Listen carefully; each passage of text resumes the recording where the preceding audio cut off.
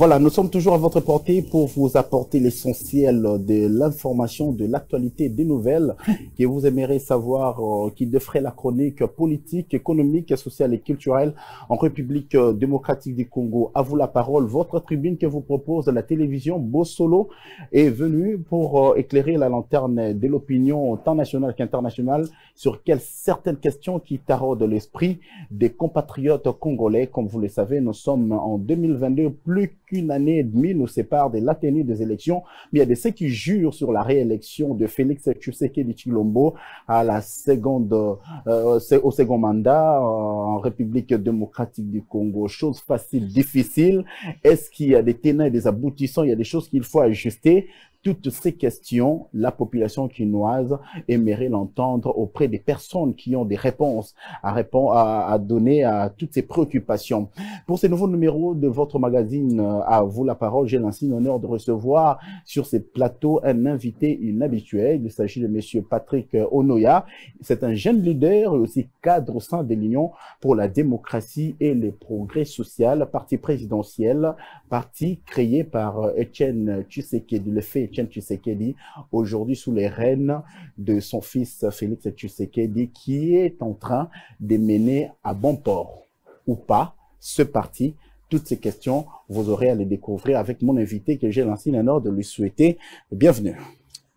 Merci, merci. Monsieur Patrick Onoya, c'est comme ça qu'on vous appelle, hein? Tout à fait. Toujours avec votre monnière, comme on dit à Kinshasa. Ah ben oui. Vous êtes de l'IDPS, bien sûr. Exactement. Vous êtes cadre au sein de l'Union pour la démocratie et les progrès sociaux, à la fois au front pour soutenir les actions du président de la République, Félix-Antoine Tshisekedi Tshilombo, qui déjà, nous comptons 3 ans à la tête de la République démocratique du Congo. Vous êtes fier de voir un Félix Tshisekedi en train de mener sa musique politique? Absolument, absolument très fier. Et voilà pourquoi nous avons déjà même un ouvrage que vous avez eu l'honneur, je crois, de découvrir, sur les 25 actions clés du chef de l'État. C'est un honneur pour le président Félix-Antoine Tshisekedi Tshilombo, pour nous aussi, mais c'est aussi une lourde responsabilité de pouvoir avoir les rênes d'un pays après au moins 60 ans d'instabilité, de déséquilibre sur tous les plans. Et une charge comme celle-là, c'est une lourde charge, mais que nous acceptons à porter. Mais gouverner, c'est pas se plaindre aussi, hein. Il faut qu'on se le dise, hein. 3 ans à la tête des pays, quand vous prenez la responsabilité de diriger la République démocratique du Congo, vous avez pesé le poids de la charge. Et aujourd'hui, s'il faut dire défis, contraintes, vous insinuez quoi? Vous savez, lorsqu'on suit, par exemple, les élections en France, lorsqu'on entend un Macron dire que ce n'est pas en 5 ans qu'on change un pays, moi j'ai vu sur la toile comment on disait, mais voilà, si c'était le président Tshisekedi qui le disait. Qu'est-ce que cela veut dire? Lorsque vous prenez un pays qui a eu tous les équilibres rompus, c'est-à-dire les équilibres économiques rompus, les équilibres sociaux, sécuritaires, tous les équilibres rompus, d'ailleurs accentués les 18 années passées, vous vous rendez compte au fait du trou, de la profondeur du trou dans lequel vous êtes. Et c'est donc une charge que le président Félix-Antoine Tshisekedi Tshilombo prend à bras le corps et il s'y prend bien jusqu'à présent. Macron a parlé, c'est à l'occasion de la campagne électorale, parce que les élections françaises se tiennent déjà. Il a parlé qu'on ne peut pas transformer un pays en 5 ans. Mais pourquoi vous liez promptement les propos de Macron pour justifier votre gouvernance? C'est comme je l'ai dit.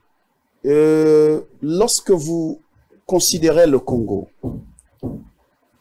en 2019, on se poserait la question, quel est le secteur qui marche, qui est marché? Aucun. Vous allez dans le secteur militaire, ça ne va pas. Secteur social, ça ne va pas. Secteur économique, ça ne va pas. Tous les secteurs, ça ne va pas. C'est ça qu'on dit d'un point de vue économique, on dit les équilibres sont rompus. Et lorsque vous avez une situation telle que les équilibres sont rompus, si la France, qui déjà à un certain niveau, on considère que c'est un pays développé, et à combien plus forte raison la RDC, nous ne voulons pas nous justifier, mais nous disons qu'il y a un plan.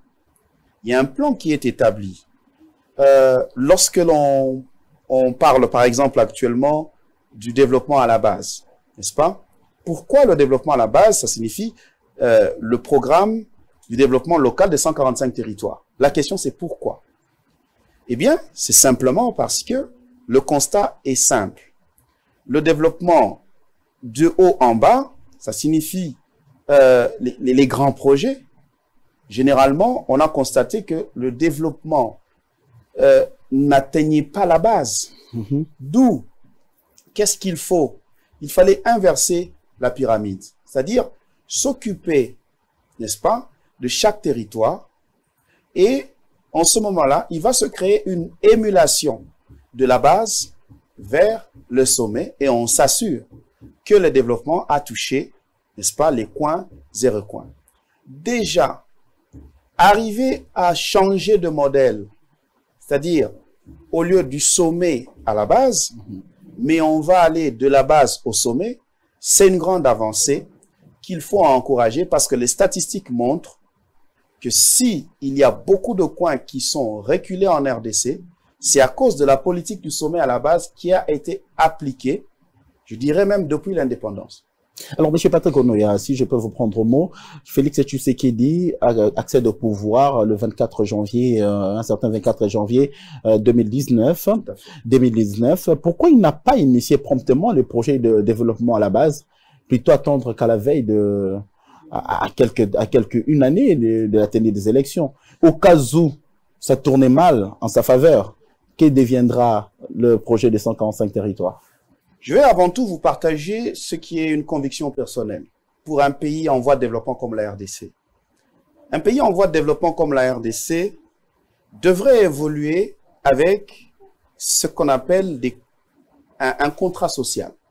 Un contrat social, c'est-à-dire, c'est un accord entre dirigeants et dirigés, n'est-ce pas? Ça signifie que lorsque, par exemple, le programme de 145, développement à la base 145 territoires, est approuvé.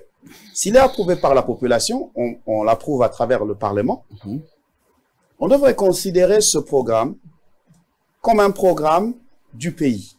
Quel que soit le président de la République qui arrive, tant qu'on considère que cela est bon pour la RDC, même le nouveau président, si jamais ce n'est pas Félix Antoine Tshisekedi Tshilombo qui est au pouvoir, on l'oblige à l'appliquer. C'est ça. Non, mais chacun viendra avec son programme. Mais c'est ça que je suis en train de dire. Il ne faut pas obliger à... Peut-être le projet de développement des 145 territoires est mal perçu pour d'autres politiciens. Je suis en train de présenter ici je suis dans un domaine conceptuel, n'est-ce pas? Je donne un exemple. La Corée. En 1960, la RDC est plus développée que la Corée. En 1963, la Corée entre dans un processus de développement. Et ce processus de développement a duré 40 ans, au moins, et on a les fruits aujourd'hui. C'est-à-dire que c'est une politique qui a été mise en place en 1963 et respectée par, n'est-ce pas, les différents présidents au fil des années.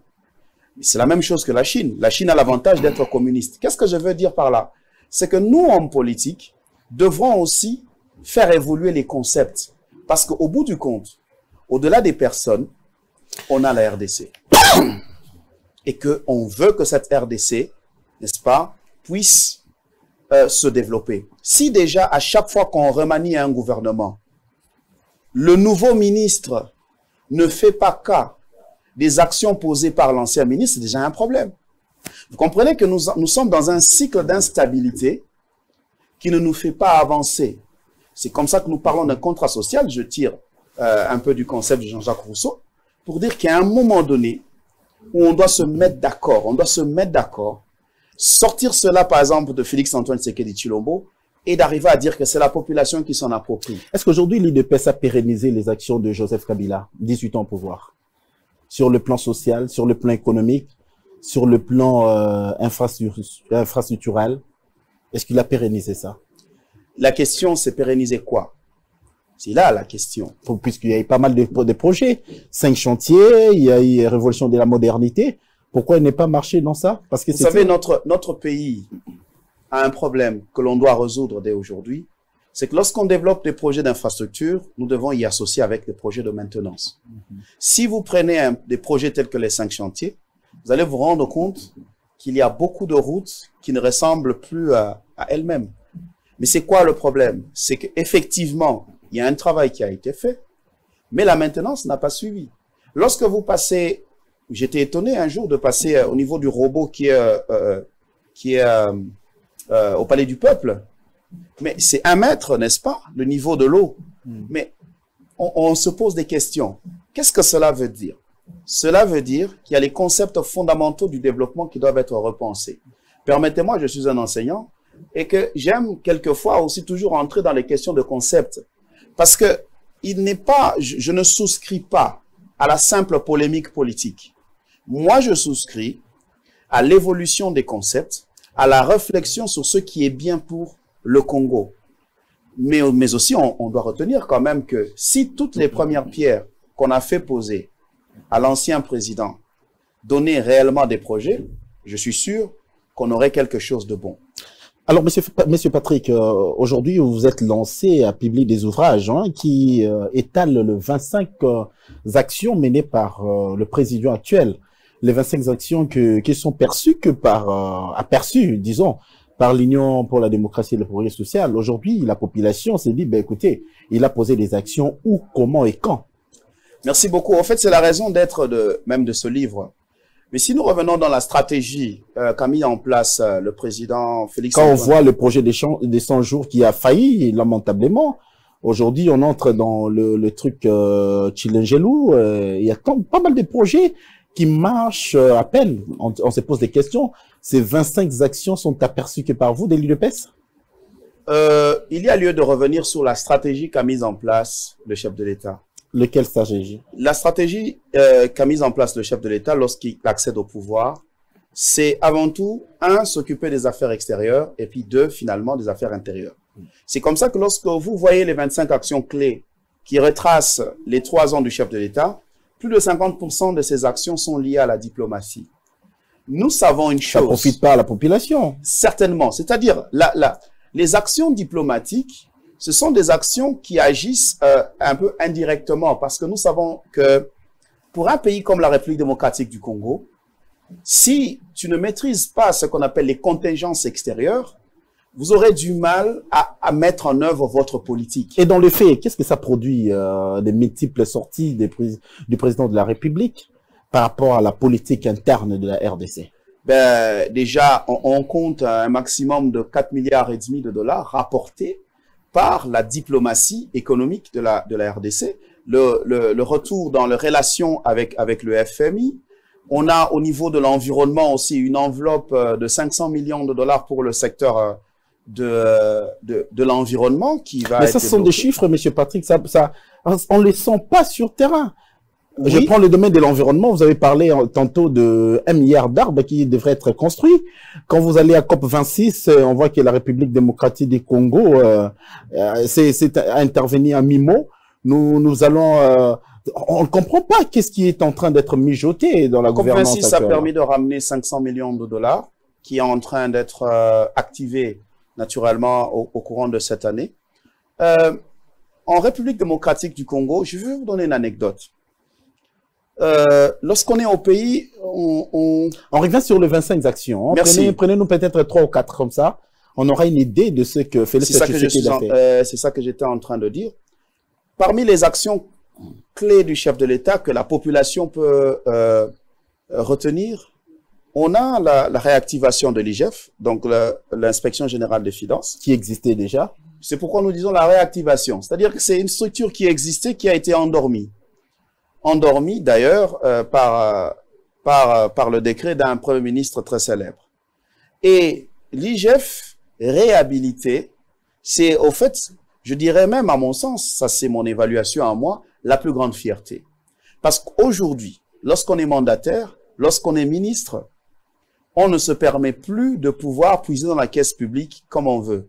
Ben, si on puise, alors, on doit trouver des très bons stratagèmes. Mais le responsable des entreprises crie à l'asphyxie quand même. La pression des dirigeants.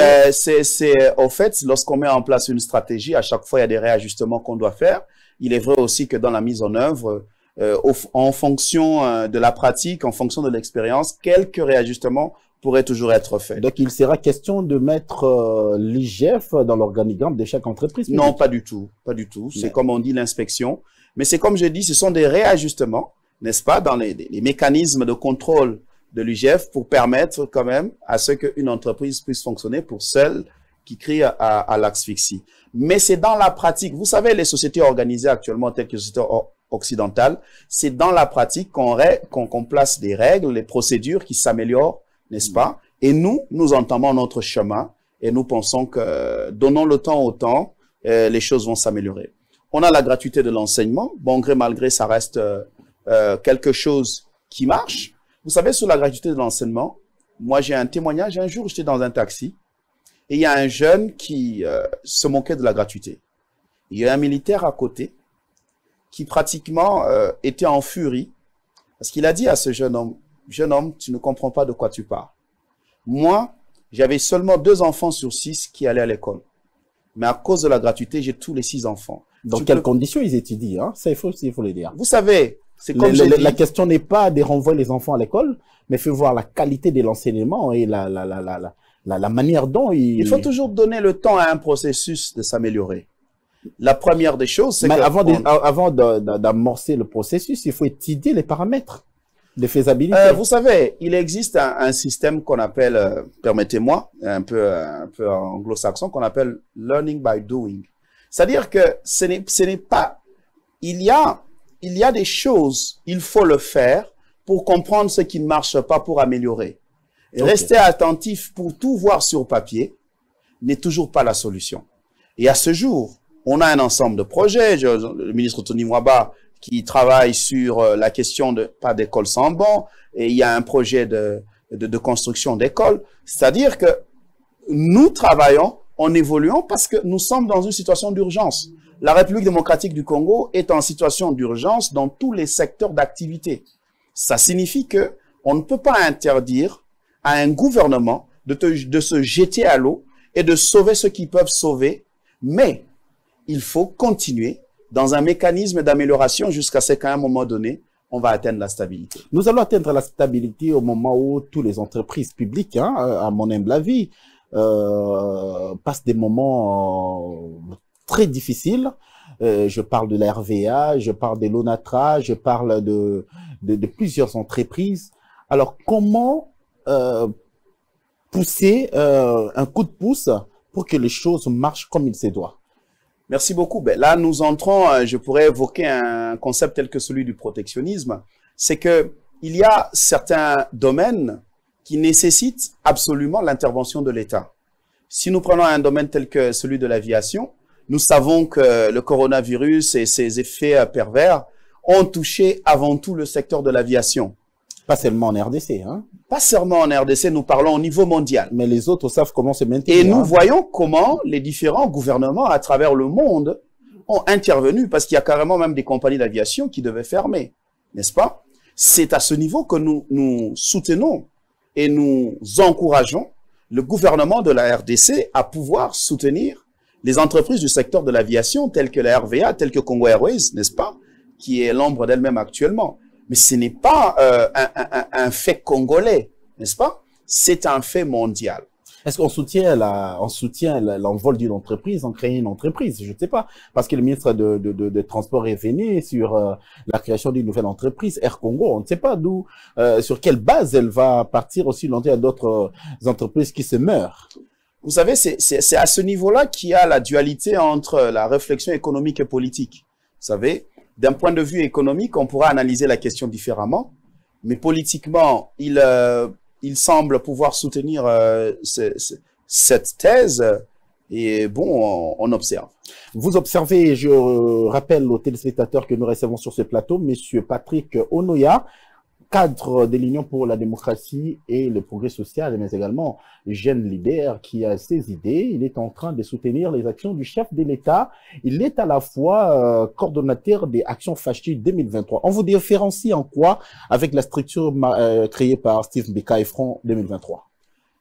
Bien, vous savez, pour s'assurer de la réélection du chef de l'État, il peut y avoir autant de structures possibles pourvu que chaque structure apporte, n'est-ce pas, sa main, des initiatives opportunes. Mais pour nous sommes avant tout une cellule de communication, n'est-ce pas? Nous, notre apport, nous la voulons sur un complément de communication sur les actions du chef de l'État. C'est comme ça que nous avions produit un premier livre qui est les 25 actions clés du chef de l'État. Mais actuellement, très bientôt... Compris par vous, hein, compris que par les cadres militants de l'IDPS. Hein. Non, mais c'est mis en... Non, pas du tout. Nous l'avons fait d'ailleurs en 5 langues nationales afin que cela soit compris par plusieurs. Mais c'est comme je disais, je n'avais pas fini, que la stratégie du chef de l'État a été d'abord de commencer par s'intéresser aux questions extérieures et des questions politiques. Cela lui a pris 3 ans.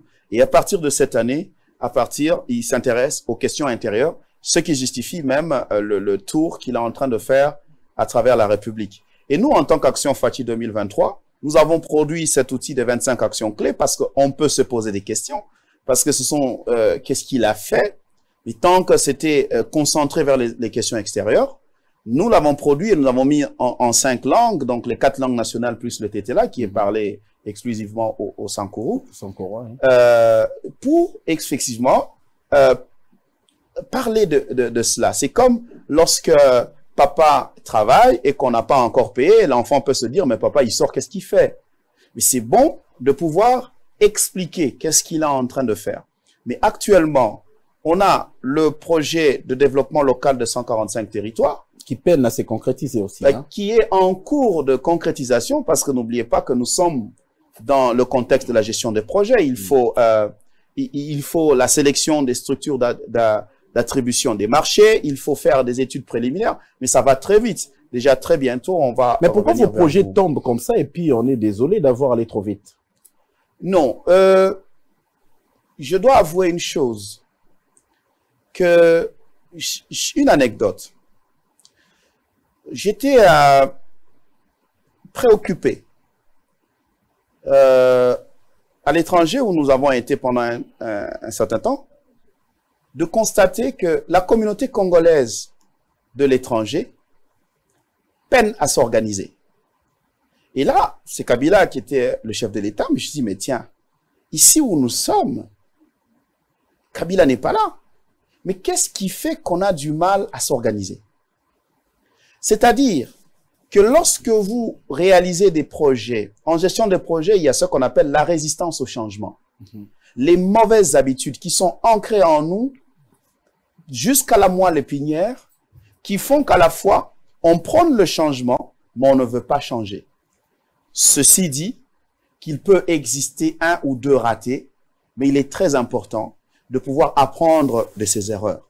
C'est comme ça que dans les 4 composantes du projet de développement local de 145 territoires, il y a la 4e composante qui concerne le suivi et évaluation des projets, avec des logiciels appropriés, une équipe et ainsi de suite. Mais pourquoi cette 4e composante existe? Elle existe, eh bien, pour pouvoir lutter contre cet esprit, je ne sais pas si c'est un esprit congolais, mais qui vise à détruire tout ce que l'on construit. On ne peut pas se fatiguer, on est congolais, et la RDC c'est notre pays. Nous allons continuer à lutter jusqu'à arriver réellement à concrétiser le développement. Vous allez concrétiser le développement de la République du Congo, ce qui n'est pas une mince affaire. Monsieur Patrick, en toute honnêteté, dans les 3 ans passés par Félix Tshisekedi, par où il est en train de faillir? En toute honnêteté, dans quel axe Félix Tshisekedi est en train de faillir? Ben, en toute honnêteté, mais moi je pourrais revenir aussi à dire que la sagesse dit que toute vérité n'est pas bonne à dire. Donc, non, reconnaissez quand même, parce que... il ne peut pas être parfait, n'est-ce pas? Ça, dans quel axe, par exemple, il est en train de faillir, et il faudra remédier et apporter des ajustements? L'axe le plus important de toute société, c'est le volet humain. C'est-à-dire que, quelle que soit la volonté que l'on puisse avoir pour faire changer les choses ou faire changer une société, les moyens financiers que l'on peut mettre, c'est la question du capital humain qui est la question au centre. Et nous pensons que le chef de l'État, en tant que... il est entraîneur, c'est-à-dire dans sa position, nous le considérons comme un entraîneur. Nous le conseillons vivement de pouvoir analyser le jeu de ces joueurs, n'est-ce pas, qui sont sur terrain, et d'analyser qu'est-ce qu'il faut faire, des remplacements nécessaires, le réajustement nécessaire parce que la question fondamentale du développement reste une question humaine. L'entourage du président de la République, j'ai compris votre question, poserait quelque part des problèmes, mais nous allons lentement, mais sûrement vers les élections de 2023. Quelles sont les assurances de l'IDPS de remporter haut la main ces élections? Au regard de tout ce qui se dessine actuellement. Merci beaucoup. À ce jour, je ne peux que m'inscrire dans la vision du chef de l'État. La vision du chef de l'État qui vise à miser sur le projet de développement local de 145 territoires. Qui ne va pas se concrétiser d'ici 2023. Mais qui doit commencer, n'est-ce pas, qui doit poser ses jalons avant 2023, c'est-à-dire dans les mois qui suivent. Voilà pourquoi nous avons produit un livre que nous allons publier très bientôt, qui est Comprendre le programme de développement local des 145 territoires en 5 minutes. La première des choses... Et après la compréhension dans 5 minutes, c'est-à-dire... Vous voulez faire comprendre les gens, matérialiser le projet de 145 territoires. La matérialisation suit son cours, comme j'ai dit, donc il y a les phases d'études, les phases de sélection. Vous ne ferez pas des choses en silence et que les gens découvrent, comme Mobutu le faisait à l'époque. On dort un bon matin, on s'est réveillé, on voit les stèles des martyrs, on dort, on voit les ponts maréchal, on dort, on voit les monuments échangeurs, on dort, on voit... Mais pourquoi il faut faire la pub? Pourquoi il faut annoncer avec pompe? Et au finish, il n'y a rien. C'est comme j'ai dit, toute personne ou tout système apprend de l'expérience, n'est-ce pas? Vous avez cité plusieurs expériences. Nous les considérons comme des expériences et pas comme des échecs. Et nous pensons que cela va être mis à profit pour le développement local de 145 territoires. Parce que partant des études, au fait, ce ne sont même pas des études UDPS ou de la présidence. Vous allez voir, au fait, que ce sont des études statistiques menées par le ministère du Plan, des études effectuées en voyant les projections de développement partant des 10 ans passés. Des conclusions ont été tirées. C'est comme ça que nous disons. Le projet de développement local de 145 territoires, cette inversion de paradigme, ça signifie au lieu d'aller du sommet vers la base, mais qu'on aille de la base vers le sommet, c'est le schéma par excellence de développement pour la République démocratique du Congo que nous conseillerons à celui qui viendra après Félix-Antoine Tshisekedi Tshilombo, c'est-à-dire après son 2e mandat.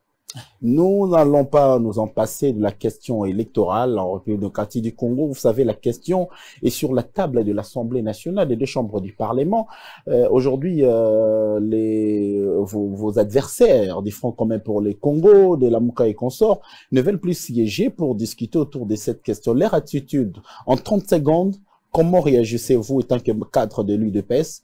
Vous voulez rapprocher le membre du FCC pour parler en toute franchise, afin qu'il revienne sur le débat, ou soit le laisser partir et que les débats se poursuivent au niveau de l'Assemblée nationale.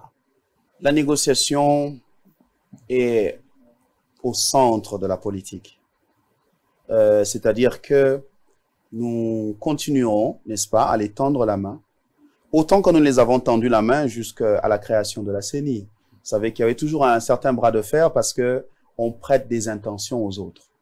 Et c'est dans la négociation, dans le dialogue, n'est-ce pas, que nous allons arriver à les faire comprendre le bien fondé de certaines innovations qui sont à apporter à la loi électorale pour le bien de tous. La jeunesse de l'IDPS aujourd'hui représente quoi par rapport à son développement en République démocratique du Congo?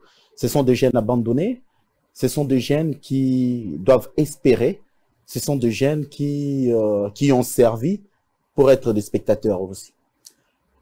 C'est une jeunesse qui doit espérer. À l'UDPS, j'œuvre particulièrement au sein de la Force du Progrès. Vous savez, la Force du Progrès, c'est cette unité d'élite qui a œuvré sérieusement pendant la lutte au niveau de l'opposition. Des plans de développement sont mis en place. Personnellement, je suis un enseignant, je suis un formateur en entrepreneuriat. Nous mettons en place au niveau du parti un ensemble de programmes pour assurer un développement de la jeunesse à travers l'entrepreneuriat, parce que il est clair que tout le monde ne va pas avoir un emploi, mais tout le monde peut entreprendre. Et c'est ce que nous pensons au niveau du parti et qui est déjà en train d'être exécuté. Aujourd'hui, les élections des gouverneurs approchent déjà à Kinshasa, là où l'UDPS est censé mieux se positionner au poste du vice-gouverneur. Est-ce que vous pensez qu'il y a des candidatures qui sont déjà en train de donner sensation pour représenter valablement l'UDPS? Oui, exactement, exactement. Mais à ce niveau, je vais quand même en remettre aux concertations qui ont été faites au niveau de l'Union sacrée, n'est-ce pas? Parce que l'Union sacrée fait bloc sur cette question de réélection des gouverneurs. Et une répartition et des castings ont été proposés. Nous pensons qu'une réflexion de fond a été faite et qui nous a permis de proposer, d'avoir ces différentes candidatures. Mais vous savez, nous sommes dans une question humaine. Une question humaine veut dire qu'on va toucher, on touche aux ambitions, on touche aux sensibilités. Il n'est pas étonnant que ça et là, il puisse y avoir quelques préoccupations formulées, mais tout cela se règle dans le cadre de l'Union sacrée. Vous serez fier en 2023 de porter votre monnieret au cas où les élections tournaient en votre défaveur? Pourquoi pas? Vous avez suivi avec beaucoup d'attention Monsieur Patrick Ounoya, cadre de l'Union pour la démocratie et les progrès sociaux, qui nous a fait honneur de participer à cette tribune. À vous la parole sur Bossolo Télévision. Nous allons revenir à lui dans un prochain numéro parce qu'il a des choses à dire par rapport aux 25 projets phares, aux 25 actions phares posées par le président de la République dans les cadres de son programme. Mais aussi, vous devez comprendre le plan de développement des 145 territoires en 5 minutes. Exercice facile, mais dans la faisabilité, la population vous attend. Merci, Monsieur Patrick, d'avoir répondu à notre invitation. Nous comptons vous revoir dans un prochain numéro. Vous nous avez suivis depuis Paris. Merci à Précieux Mouyoko, à Elidia Diandunda, à Louvoilou d'avoir concouru à la réalisation de ces magazines. À vous la parole.